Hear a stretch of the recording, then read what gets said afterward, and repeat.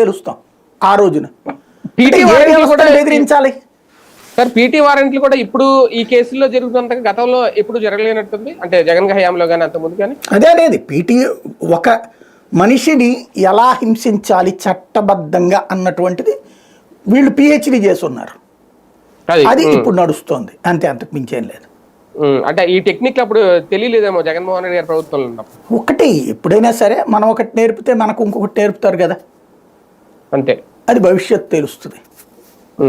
YCP నేతలను భయపెట్టే కార్యక్రమంలో అంటే దీని ద్వారా సక్సెస్ అవుతున్నారా? అంటే ఇంకా బయటకు వచ్చే పరిస్థితి ఉండదు ఈ 4 ఏళ్లలో వైసీపీ నాయకులు. చూస్తున్నాం కదా, వైసీపీ నాయకులు భయపడిపోతున్నారా? మొదటి 2-3 నెలల్లో కొంత భయం ఉంది, 4 నెలల వరకు ఉంది. క్రమక్రమంగా ఏమైపోయింది, ఏముంది చేస్తారా, వేసేయండి రండి చూద్దాం అని అడుగుతున్నారు.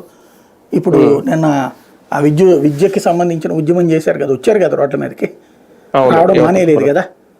అట్లాగే మొన్న ఈ బలవంతంగా లాక్కున్నారు కార్పొరేషన్స్లో, మున్సిపాలిటీల్లో.